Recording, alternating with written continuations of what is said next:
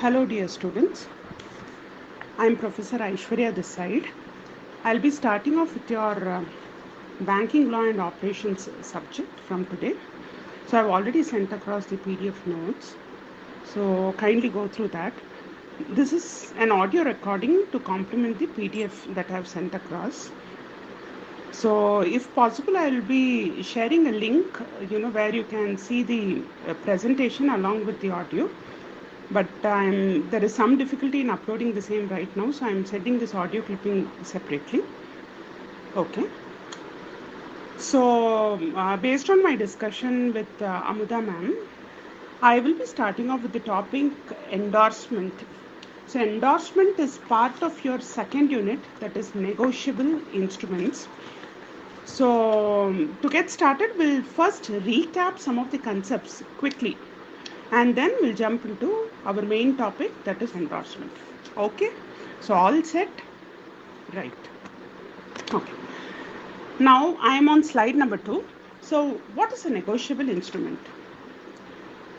Here I have given an example. A promises to pay B.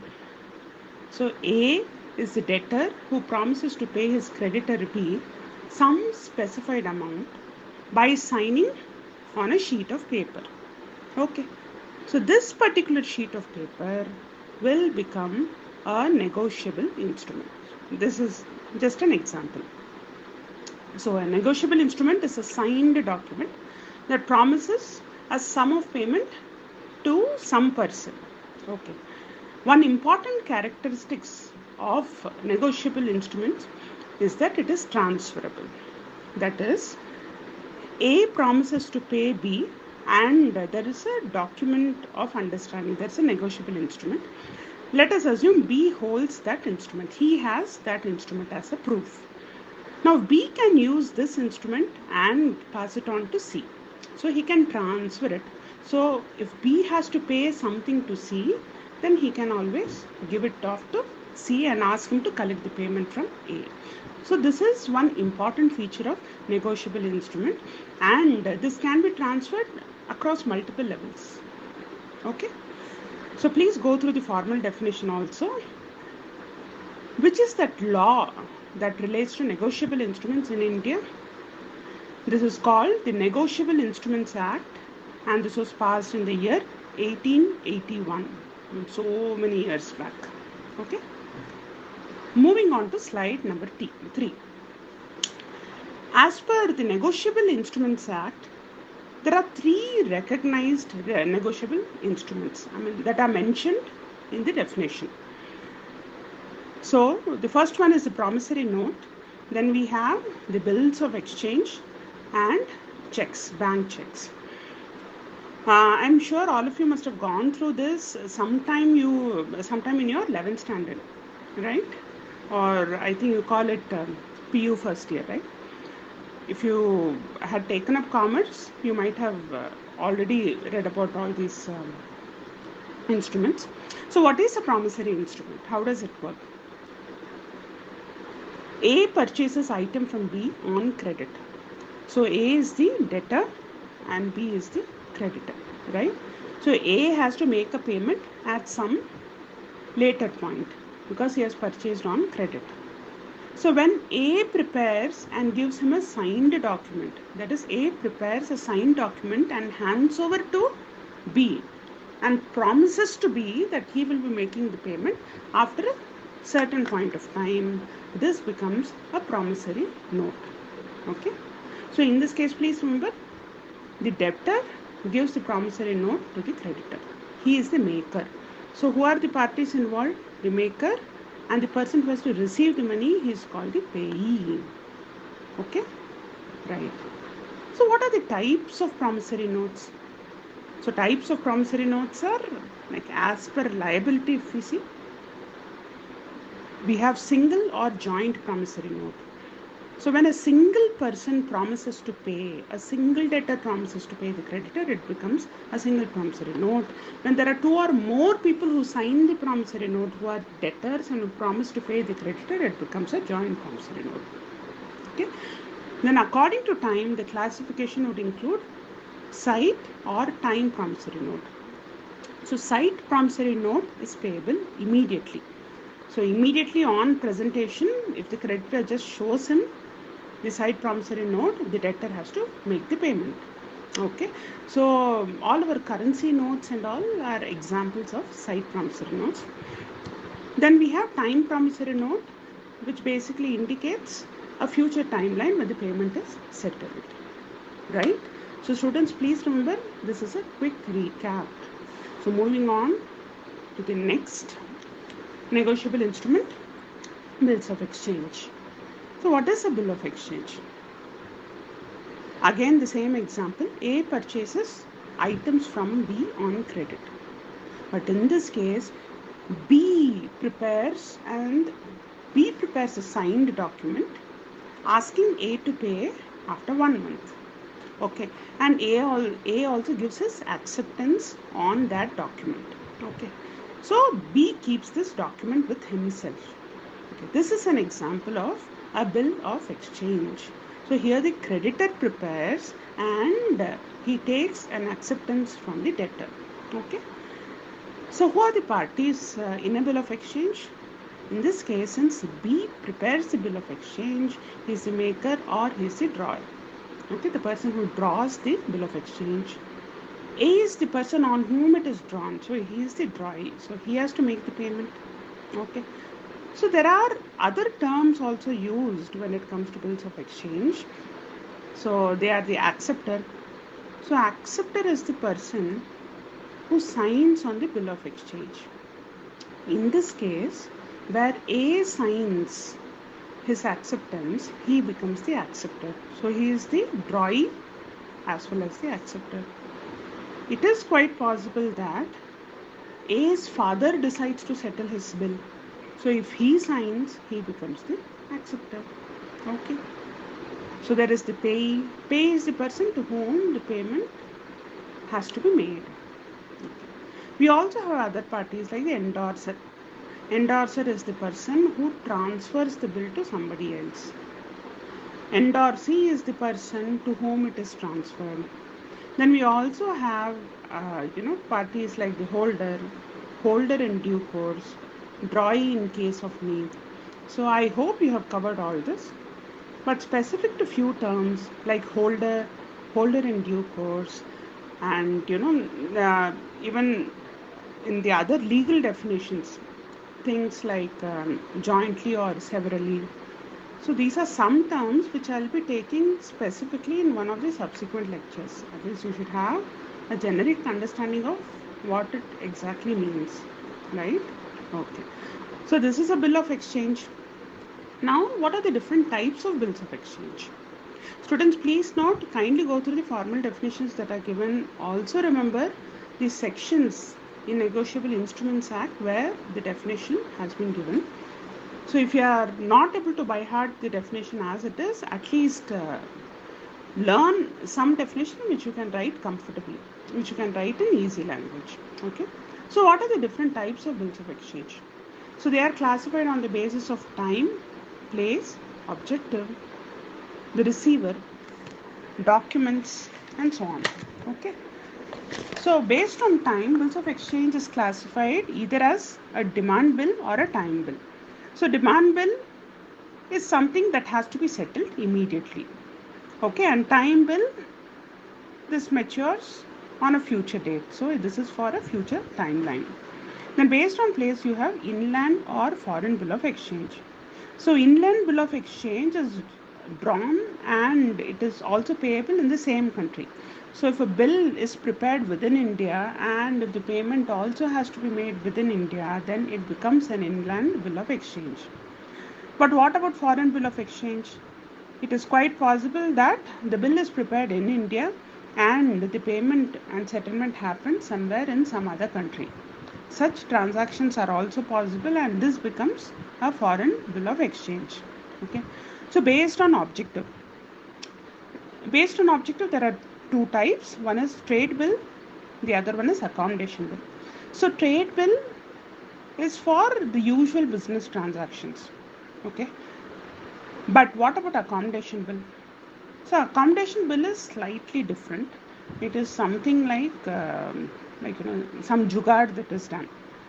So let us take the example B. Okay, let us take the example of Ram and Shyam. Okay, so Ram draws a bill on Shyam. Okay, there is no transaction between Ram and Shyam, but they are good friends and they have a good understanding. Both are into business. So Ram draws a bill on Shyam and accepted by Shyam. Let us assume this is for 5 lakhs or some amount like this. Now, since this bill of exchange is now with Ram, with Shyam's acceptance, this becomes his asset, right? So now Ram can use this bill of exchange to settle his creditors. So if Shyam is supposed to pay up Ram as per the bill after 3 months, Ram can conveniently use this particular document and give it off to his creditors. Okay, so at least his business will go on. In the meantime, they can work out ways to settle this amount. So even to buy time, this kind of accommodation bill really helps. Okay. Then on the basis of receiver, so you have the bearer or order bill. So bearer bill of exchange is something that is presented and it is payable to any person. And order bill of exchange specifies the person to whom the payment has to be made. And finally, you can have bills of exchange, documentary bills of exchange. So you have either clean bill of exchange or documentary bill of exchange. So in a clean bill, you are not required to submit other supporting documents while claiming the payment. Okay. In certain cases, while submitting the bill of exchange for payment, you will have to affix certain receipts and certain documents as proof, and only then payment is made. So that becomes a documentary bill of exchange. So students, this was the high level, a detail about different types of bills of exchange. Okay, now moving on to the third negotiable instrument, that is a check. So all of us know what a check is, because that is something we have seen our parents use, we are ourselves using it as well, right? Okay, a check is a bank instrument which is duly filled and signed by the account holder. So I have an account with the bank and I have kept my money with the bank. So I fill a sheet of paper which is a standard printed sheet given by the bank, and it is duly filled by me. I am the account holder, asking the bank to make payments. I will ask the bank to make payment to the person or party mentioned from my account. So that is a check. So you have different parties in a check: endorser, endorsee, then you have holder, and all these people, payee, the person to whom the payment has to be made, and so on. So there are different types of checks, and it's a different chapter altogether because it is quite lengthy. But again, just to quickly cover up, the major classification will be open checks and cross checks.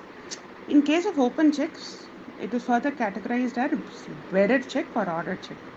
So bearer check can be presented by anyone and the person can get the payment. So he will get cash payment at the counter, bank counter. The other category, order check, a check becomes an order check when you cancel the term bearer on the face of the check. Okay. So what this implies is the person in the bank counter who is making the payment has to verify the details of the party submitting the check.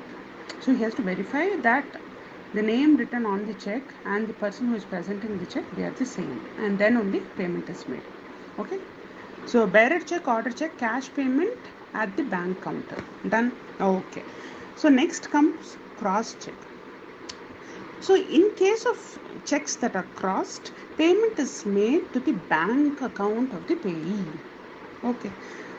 So in general, cross check means payment is made to the bank account, and open checks means cash is paid at the counter.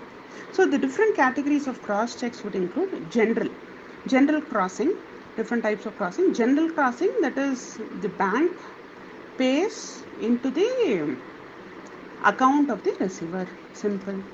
So there is the next type called special crossing. This is little more specific, where the name of the bank is mentioned while doing the crossing. So how does crossing happen? Two transversal lines, parallel lines are drawn on the left hand corner, and quite a few times something is written within the parallel lines. So specific crossing means within the parallel lines I might say Punjab National Bank, or I might say Canara Bank or something. So this is more specific about the bank where the receiver can receive his payment. So if the receiver has an account in Canara Bank, he will receive payment only in Canara Bank account. The next type of crossing is restrictive or account payee crossing. So in this crossing,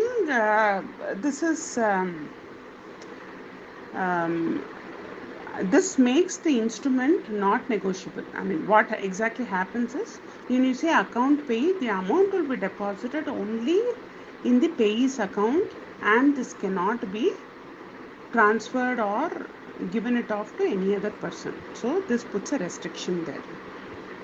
There is also something called not negotiable crossing. I mean, when you write the words not negotiable within the parallel lines, it becomes not negotiable crossing. And this is an entirely different topic that can be, I can take around 10 minutes to only discuss this. But just for your high level understanding, not negotiable crossing helps the person issuing the check, or anybody subsequently endorsing or transferring the check, by protecting him from any fraud that can happen in the chain of transfers. Okay, so while the checks are being exchanged, at some stage if a theft happens or if a fraud happens, this kind of crossing plays a very important role at that stage. Okay, and then you also have something called double crossing.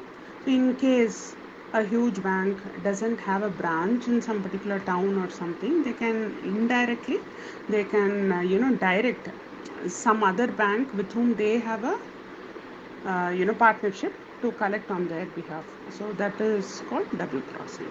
Okay, students, now having gone through the quick recap, we will now start off with our topic of the day, that is endorsement. So I'll be taking endorsement in the next audio link. Thank you so much.